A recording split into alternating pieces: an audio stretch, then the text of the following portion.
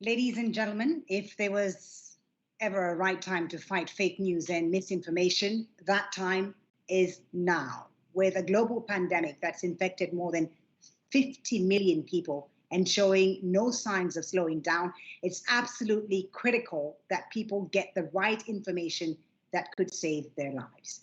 Hello, everyone from Doha. I'm Foliba Thibault. It's my great pleasure to welcome you all to this last session of the day at Wish 2020, a timely conversation on how to deal with misinformation in the fight against COVID-19. Many thanks to the World Innovation Summit 2020, World Innovation Summit for Health 2020, of course, for bringing us all together today. Now, when this year began, none of us, of course, imagined we'd be where we are today, dealing with a global health emergency of this size and this scale. But as the last few months have shown, it's not just battling the virus that's become incredibly important. It's also fighting against fake news and mis and disinformation around the world.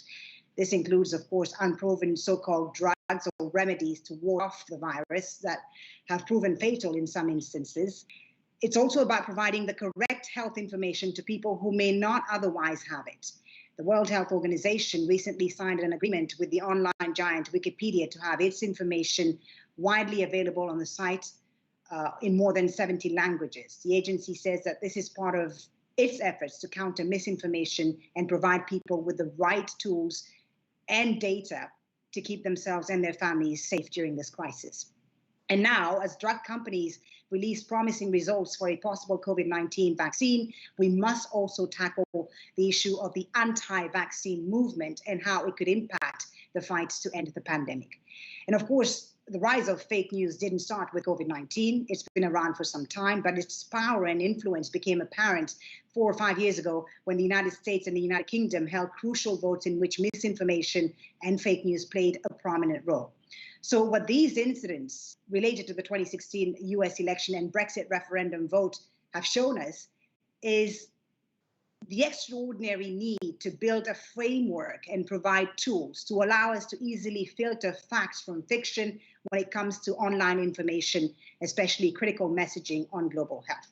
So how do we tackle then this pandemic of misinformation and come up with solutions to not only dispel rumors, but ensure the right message gets to those who need it? Ladies and gentlemen, and I'm sure it'll provide to be a very, very interesting discussion, prove to be a lively conversation, I should say. So let's get going. Let me introduce to you our experts who will be joining us on this panel. We have with us Mr. Aleister Campbell, who's a former Fleet Street journalist. He was a communications strategist who was also spokesman for and director of communications for former UK Prime Minister Tony Blair. Mr. Campbell has written 14 books in the last 10 years, his most recent being the current bestseller, Living Better, Learning to Survive Depression. Thank you, Mr. Campbell, for being with us.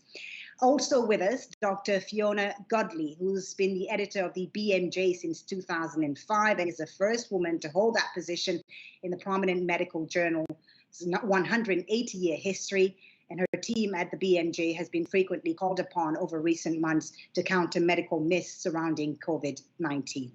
Ms. Godley, thank you for being with us. Welcome. And also with us, Dr. Mihailo Popescu, Head of Research at Auspex International and former Head of Research at Cambridge Analytica, the company which, of course, was put under the spotlight for its use of social media during the high-profile political campaigns, including the US election in 2016 and the UK's Brexit referendum. Thank you all for being with us today. I look forward to hearing your thoughts on this very important topic. Let me start with you, Mr. Campbell. With hundreds of millions of people turning to social media for their news every day, rather than traditional media, do you think the fight against fake news is hopeless? It feels hopeless a lot of the time because I think we've created societies and cultures where we believe what we want to believe. And we can find anything to support what we already believe if we look hard enough for it. And I think that what social media has done is kind of force people into the ever narrower circles of understanding and circles of debate. And of course, what I thought would have happened when the whole kind of fake news thing started was that actually political leadership would recognize that it was a challenge to them, instead of which what we've seen this political leadership that has exploited it Right. to their benefit. So if I felt there was one thing that had to be done to get us to a place where we could feel that there's at least some sort of playing field that we all recognize as an objective truth, which I think we all need, then it has to be to, where we're in democracies, to get rid of those people who have exploited this to their own ends. Donald Trump being one of the worst examples. Boris Johnson here, I think, is one of the worst examples. But of course, also, it happens in dictatorships. I think Vladimir Putin has got a lot. He's had a big part in the development of this whole phenomenon. Mm. One of the best books about. Normally, sorry, it's absolutely true that normally when we in normal circumstances you would look to governments for regulation, but as we've seen recently, it's very often these same governments that have been actually relaying this fake news. So how do you deal with that? Well, it's very hard. It's like, when you see somebody like, yesterday, Donald Trump, I won the election. He says it as a fact, and he's used the way that the media landscape has changed.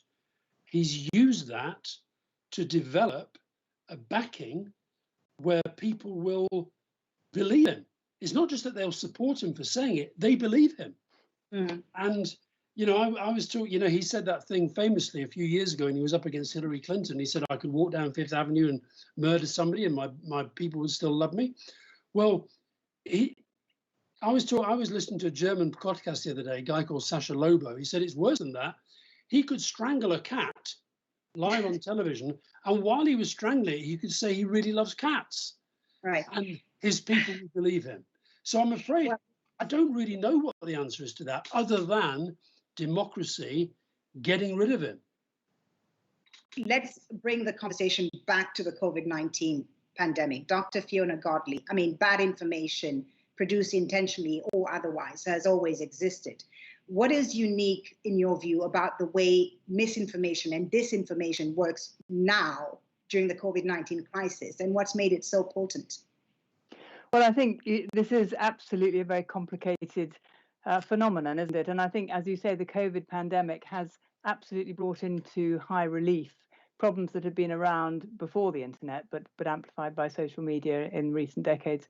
And the COVID pandemic has really made us all sit up and realize, because we're all impacted by what are a whole range of different, what we would consider extremely damaging behaviours. The very fact, going back to what Aleister has just said about that these behaviours are emanating at one level from the most powerful person in the world, makes the whole idea of truth sort of apparently pointless. You could think he can say what he likes and people will believe him. And some of the most gross examples have been promoting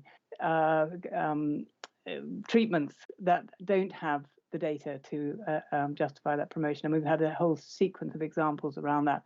But he's not the only person doing it. It just means he kind of legitimizes it. And some of the other things are pure just to make money, data by press release, promotion by press release of the recent vaccines is an example of, I would say, very poor behavior that we would expect better from people who are doing such important work. And all they do by behaving like that is to legitimize other people doing the same. So I think there's a range of different things here. There's the politicization of social media. There's the use of social media for hate speak, which is perhaps in some ways the easiest thing to tackle, because we know that when we see it, whoever is being attacked. But when it comes to science, I think the real problem is that drawing a line between what is really, really kind of non-scientific, anti-scientific behavior and actual discussion, debate, nuance, uncertainty, of which there is a vast amount in medical science in particular, drawing that line extremely hard. And I think just say early on that plans to kind of suppress or shut down that debate in order to tackle fake news in science is very potentially very dangerous, I think. Briefly, before I move on to Dr. Popescu, what are some of the most outrageous so-called fake facts that you had to counter, Dr. Gottlieb? Well, they come in all sorts of guises, I think. I mean, we've had I mean, thinking specifically about COVID, we've had the idea of injecting a disinfectant into your veins. That was a wonderful moment for us all. But, you know, seriously dangerous because, as Aleister said, people will do what people and people did do it. And people, I gather, did do it. But we've had people promoting you know, hydroxychloroquine for the treatment of COVID, and doing that with very poor science. And then if you go onto the internet, you can find people who feel that science has been suppressed, when in fact it was just rather poor science, and better science has proven against the drug. You've had, as I say, people just wanting to make money and their share price rocketing in response to early release of data. I mean, I think these are all really egregious examples, and they come in many different forms. It can be medical journals who get it wrong. You know, the Lancet's MMR article, which got taken up and has become the basis of a lot of anti-vaccine debate. That was, you know, in a medical journal. You've got the sort of Daily Mail just exaggerating and distorting stuff. You've got the companies with their press releases. You've got the President of the United States. I mean, it happened really at every level. Right. That's the challenge that we face. Let me bring in Dr. Popescu to conversation. Dr. Popescu, the company you previously worked for, Cambridge Analytica, came under fire and had to file for bankruptcy after it faced multiple allegations of harvesting the private information of some 15 million fake Facebook users. And I know you joined the company just a few months before that, and that you didn't really want to go into it. But I just want to ask you about the bad actors. There are plenty of them, of course, that want to exploit the global health emergency for their economic or political gains. What are the main causes of misinformation that we should be most worried about, in your opinion? Is it the political operatives, social media algorithms, unregulated media? Which is the most harmful? Well, Foley, I would say it's a mix of all of these that you have named, and I would love to be able to pinpoint and say, oh, these are the main villains, but I can't. I simply don't have much visibility. If I was to split or classify sources or generators of fake news, I would put them in two broad categories. One are those where the fake news have misinformation as its end goal, and this can be weaponized in you know, for different purposes, political warfare, or destabilizing the country, or any type of, you know, hybrid conflict. We've seen, we assume that these kind of fake news were propagated in the political arena in the past elections, most predominantly the ones in 2016 in the United States. On the other hand, you have fake news that don't have misinformation as its end goal. They have something else. For example, I don't know if you're aware, but in North Macedonia, there is a little place called Veles. And this is where a bunch of kids have created a fake news portal. They created a series of viral fake news about politics in 2016. And suddenly they had a massive stream of traffic on their website. As soon as you have a massive traffic, the Google switches on Google Ads, so does the revenue comes in. So these two guys, they didn't have any other agenda but to generate pocket money for themselves. There was plenty of pocket money. On the paid day, they would go out and they would treat the entire village, you know, with drinks and, you know, foods in the restaurant. And these kids, they didn't have any political agenda. As soon as the elections in United States ended, they found a new topic, and these were football transfers. So they were talking about, you know, prominent football players having a severe injury, you know, being out of the pitch for you know, months, etc., etc. Again, driving the traffic in order to gain profit from it. So would you say that was a successful fake news campaign then? Obviously, it was a successful fake news campaign, but I need to stress here that misinformation causes real harm to people's lives, to health, to finance and democracy. And this pandemic, you know, appeared to be a fertile soil for spreading fake news and misinformation. You know, people stayed in home, the internet usage surged, people went online on social media more often and longer than they usually did, and obviously the doors were open, you know, for misinformation and fake news. You know, when people are anxious and apprehensive, this is already an open door for highly emotional fake news, to put the foot in and really, get the best of us. Aleister Campbell, when would you say things took a significant turn for the worse? What laid the way for the alternative facts and fake news that we're experiencing today? I'll tell you one moment when I realized that it was being used as an act of actual strategy. I think you've always had people who've had difficulty telling the truth. You've always had, don't forget, we've all had newspapers that, frankly, a lot of newspapers, their business model is to kind of, Fiona used the word exaggerate, but I think often it's gone beyond that. If the story is a good story, let's not worry too much about whether it's true. There's always been an element of that. But I'll tell you the moment when I thought, my God, this really is now a problem and I don't understand how we're going to deal with it, was actually Donald Trump's inauguration, when there was pictorial evidence and there was evidence from the transportation data in Washington, D.C., that there had been more people at Barack Obama's inauguration than at Donald Trump. And when Kellyanne Conway was challenged about Trump saying that there were more people at his than there were at Obama's, and the journalist was saying, but we have the pictures, and she said, you're going to have to get used to being dealt alternative facts. That was an act of strategy. That's interesting, because some people would say, Aleister Campbell, that it's the spin doctors, you were a spin doctor once, that it's also, the big business who paved the way for these so-called alternative facts and the way things are treated right now. What do you respond to that? The spin doctors, is it their fault?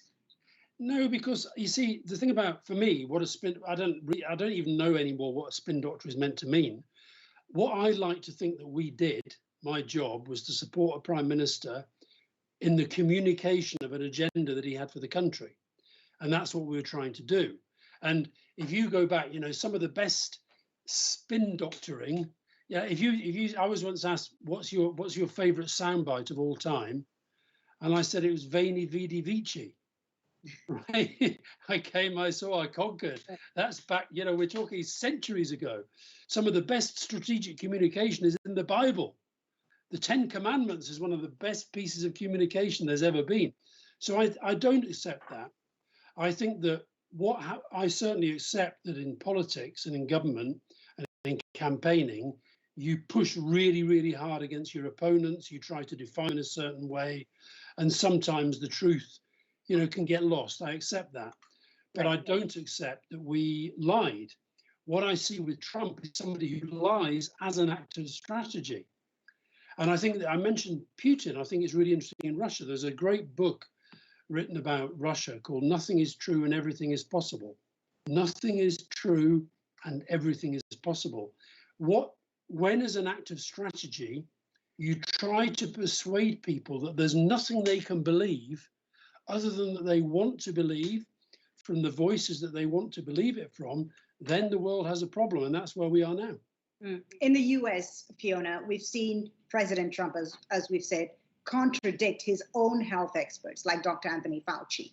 Whose responsibility should it be to ensure that the public gets the right information about the pandemic? Well, it's been very painful watching that. Donald Trump's medical advisor standing beside, and not somehow you felt that in the right world they would have stepped forward and said, actually, Mr. President, you're talking a load of very dangerous rubbish.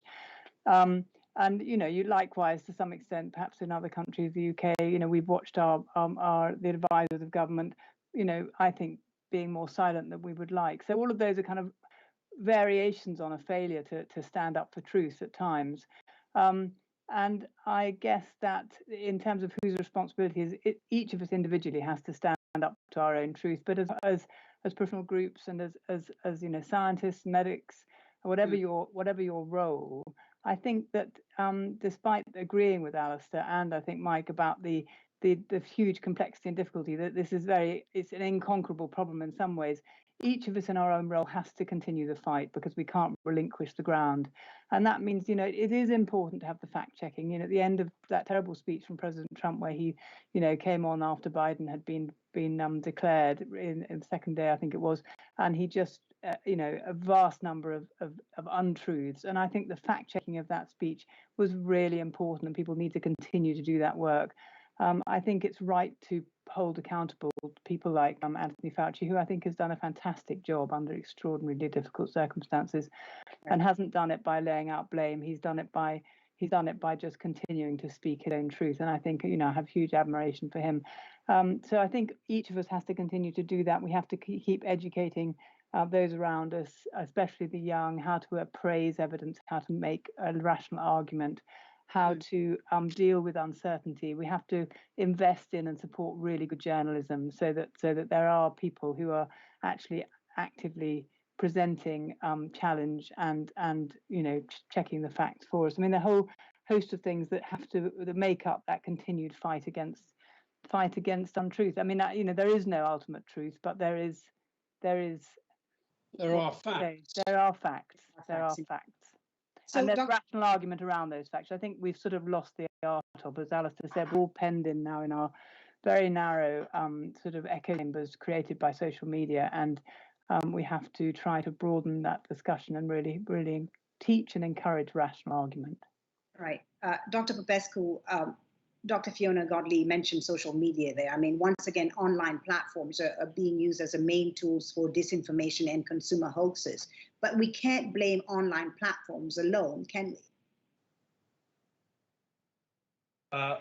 We can't blame the online platforms. It's the medium that is actually used to spread the misinformation. However, that platform has partial responsibility about controlling and enabling mechanisms that are doing fact checking. What we know from behavioral science is that people are most susceptible to trust news and trust misinformation in an online environment. And there are multiple reasons why that happens. Once we're in an online environment and once we scroll down, you know, the threads of the news or browse through the wall, there is loads of information, and we don't sufficiently invest ourselves in number one, checking the source of the information, and second thing, checking the truthfulness of the statement or truthfulness of the content.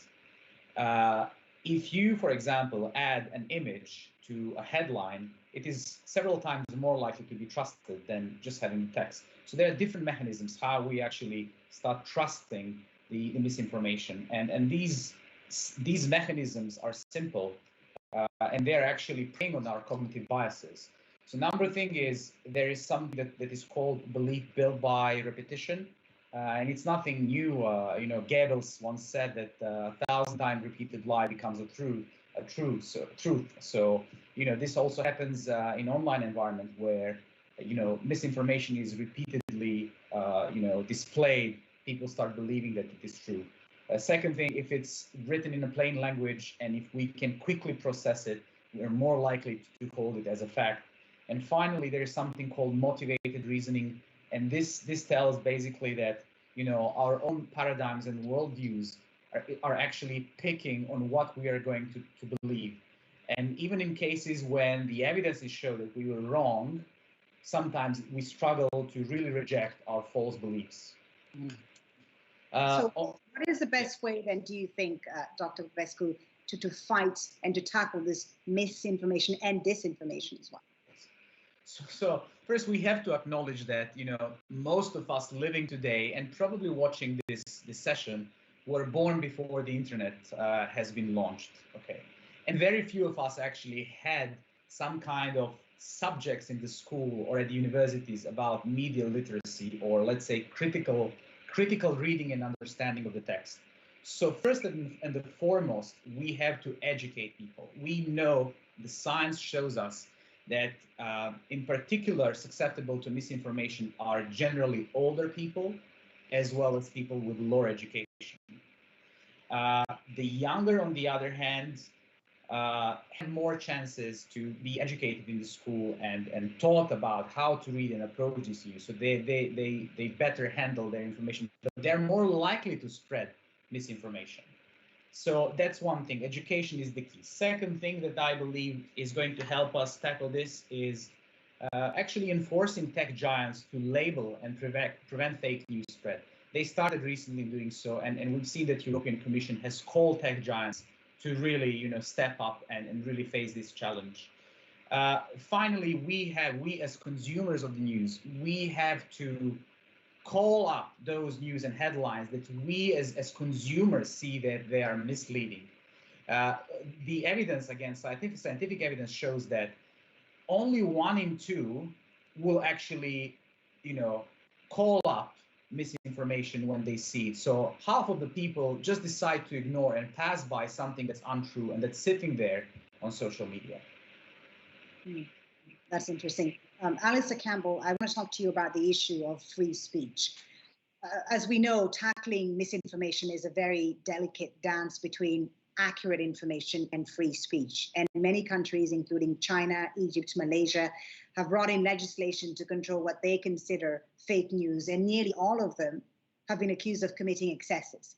So what do you see as the critical points of tensions when it comes to free speech and the battle against misinformation, and what should be done to resolve these tensions?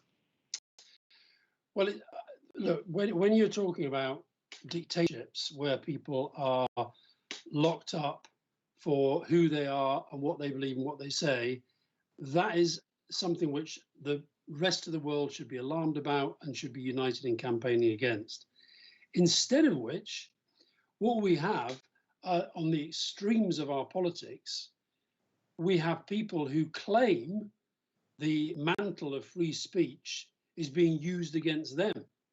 So I'm amazed, for example, how the people who are never off our television screens in the UK, particularly on the right, constantly saying that they're not allowed to say what they think. They never stop saying what they think.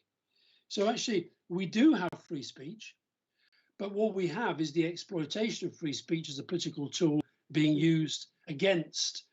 I mean, to give you one example, I don't even know what the word woke means. That's become the new thing, that if you're not allowed to say something, it's because of this woke agenda, this woke liberal agenda against you.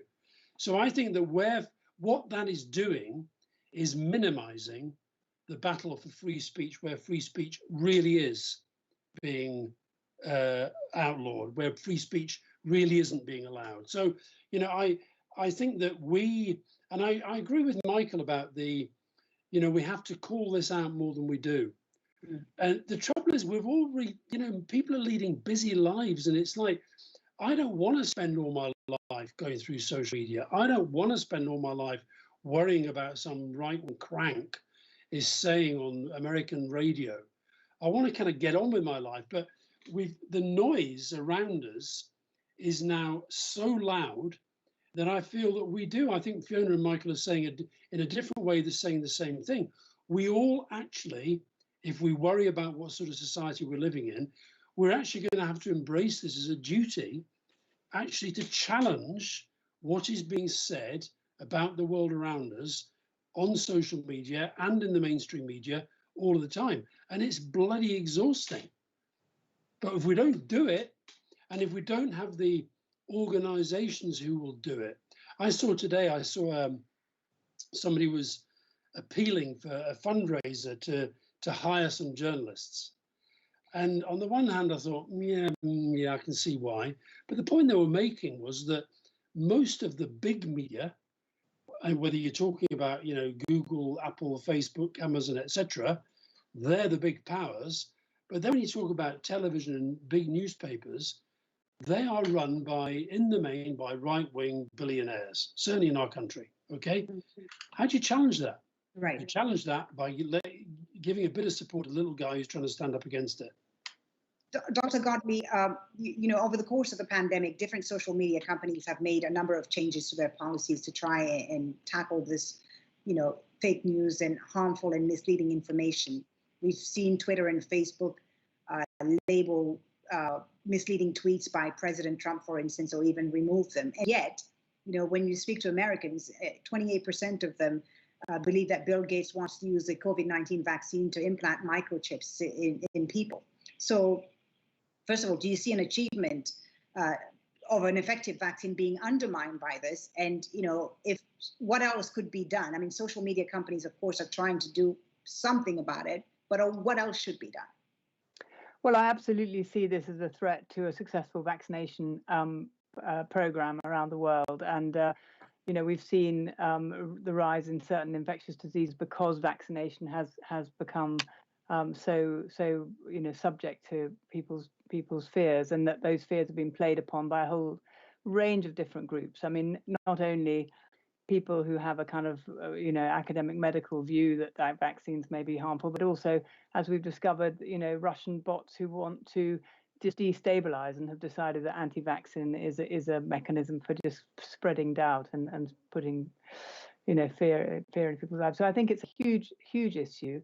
I go back, I think, to my point that suppression isn't the answer. I think it's a good thing that the social media platforms are on notice and can invest some of their vast wealth back into trying to make these platforms less propagating of really untruthful and misleading and damaging information.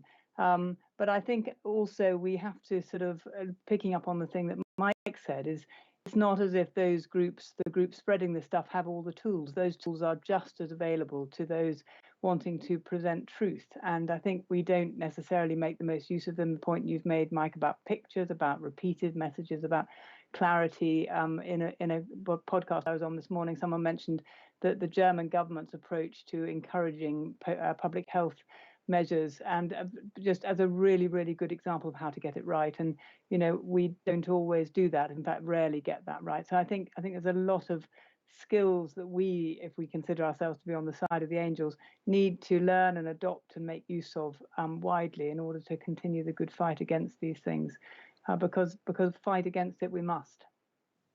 All right, we'll pause and we'll take some questions from our audience now.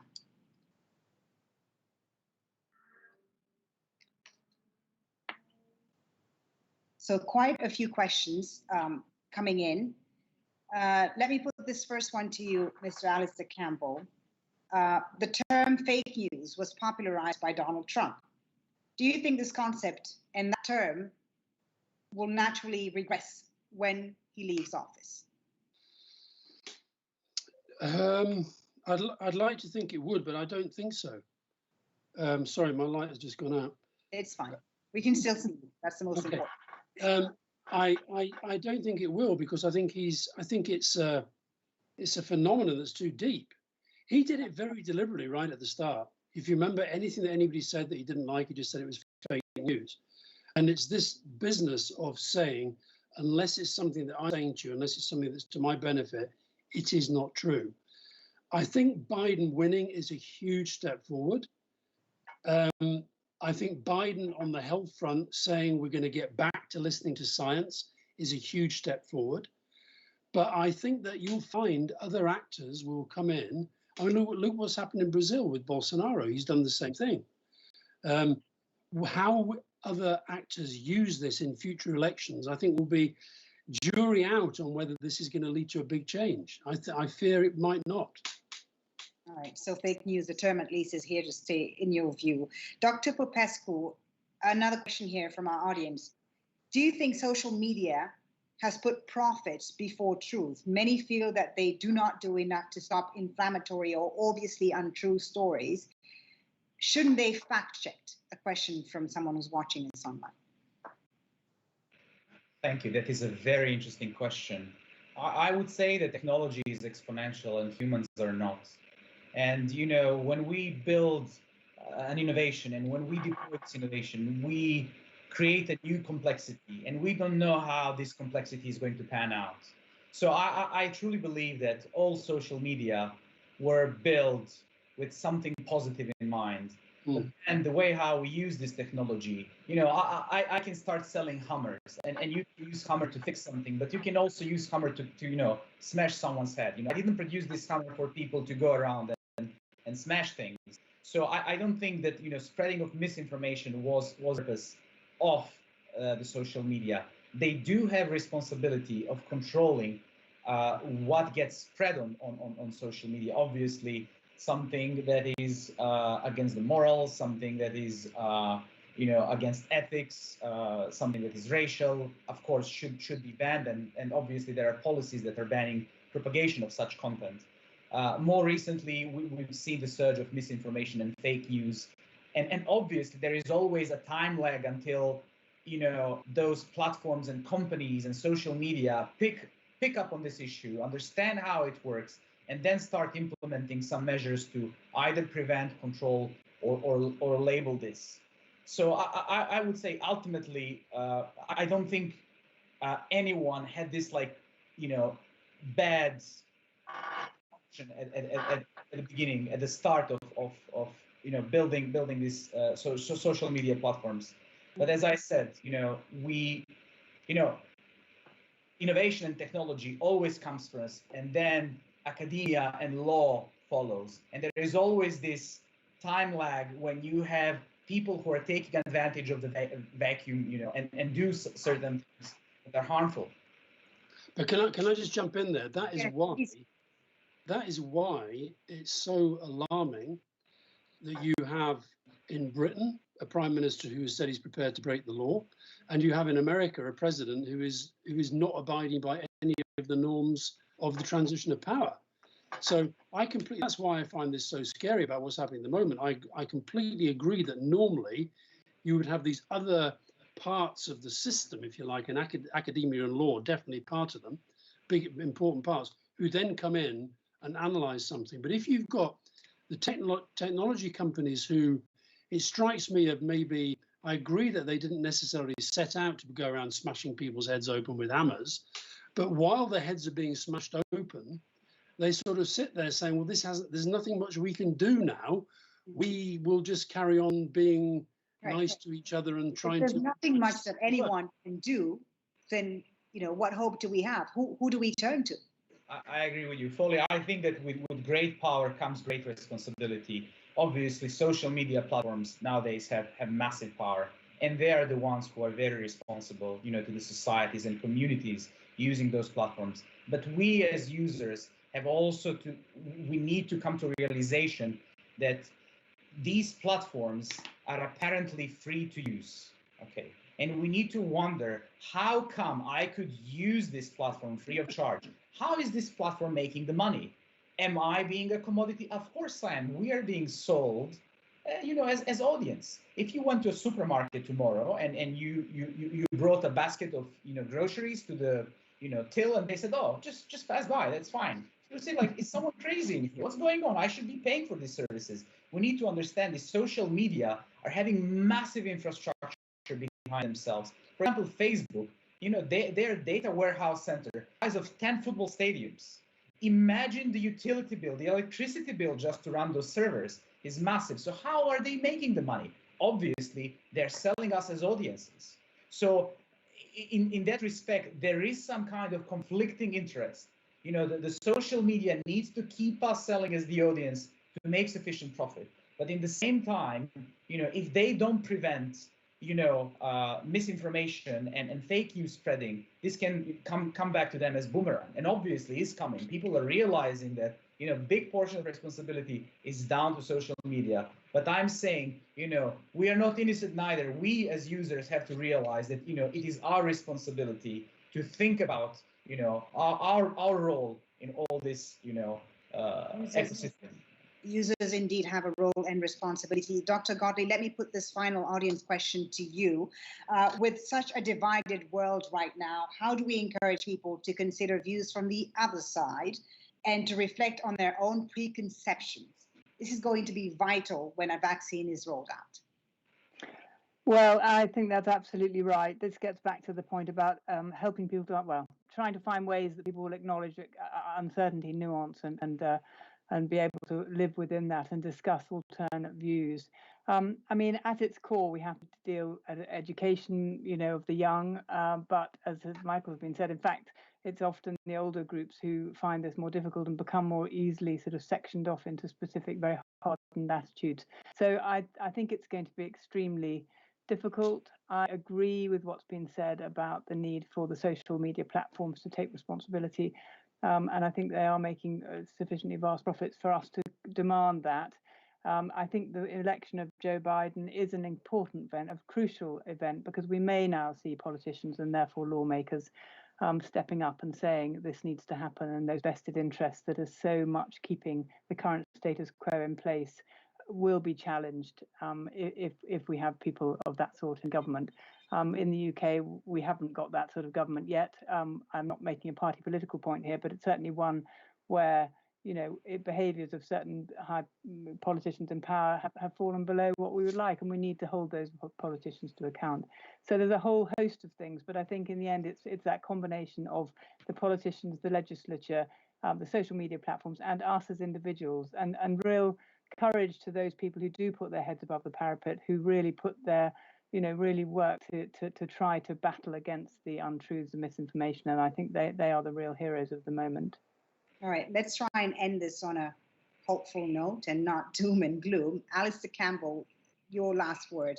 What if anything gives you the most hope in the fight against fake news and misinformation? Is there anything that gives you a bit of hope? I think so. It relates to something Michael said earlier. I do think that younger people are kind of onto this in a way that maybe we're not.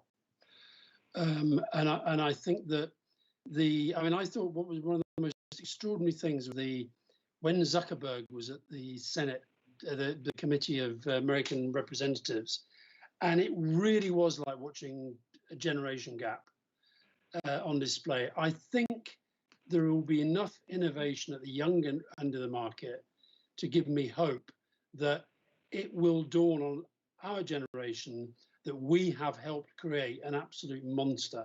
And I look at my generation and I think they're on it. I hope they're on it. But that is hope rather than expectation. I'm not confident. You're not confident?